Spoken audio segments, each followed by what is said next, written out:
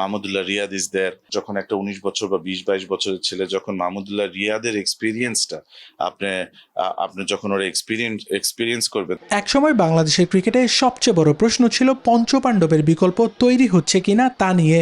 জাতীয় দলের বাইরে পর্যাপ্ত খেলোয়াড় তৈরিতে বিসিবির পরিকল্পনা নিয়েও ছিল নানা সমালোচনা। তবে এখন চিত্রটা একেবারে ভিন্ন। একই সময় জাতীয় দলসহ 3টি ভিন্ন ভিন্ন দল মাঠে নামছে, খেলছে এবং সাফল্যও পাচ্ছে। এই পরিবর্তনের পেছনে বড় ভূমিকা বিসিবির হাই পারফরম্যান্স ইউনিটের। পরিকল্পিতভাবে ক্রিকেটারদের উঠে আসার ব্যবস্থা এবং পর্যাপ্ত ম্যাচ খেলার সুযোগ দেয়াই সাফল্যের মূল কারণ বলে মনে করেন এইচপি ইউনিটের দায়িত্বে থাকা বিসিবি পরিচালক শানিয়ান Tanim.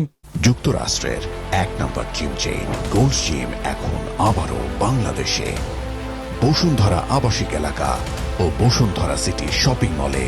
We should be very proud যে আমরা 3-4টা জায়গায় একসাথে খেলছি এবং ভালো পারফর্ম করছি। আমাদের ব্যাকএন্ড থেকে আমরা যদি সাপোর্টটা দিতে থাকি তাহলেই ফিউচার হবে। পাইপলাইন আমরা যদি গড়ে তুলতে পারি তাহলেই ভালো হবে। Young players are playing with senior players are playing with young players. আমার কাছে মনে হয় এই এক্সপিরিয়েন্সটা খুব ইম্পর্টেন্ট ছিল।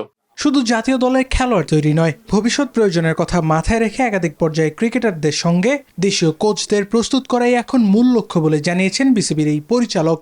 আমাদের কোচিং স্টাফটা দেখেন, I think it's a wonderful coaching staff. আপনি যদি বাবুল স্যারের কথা চিন্তা করেন, সোহেল স্যারের সাথে চিন্তা করেন, আপনি এখন দেখবেন যে Mahmudullah Riyad is there.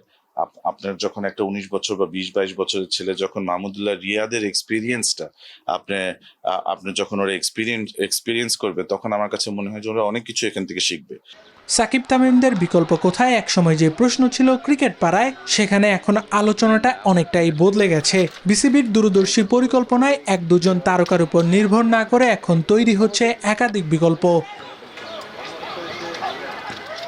Abrar Al তাইয়ান, news 24, Dhaka.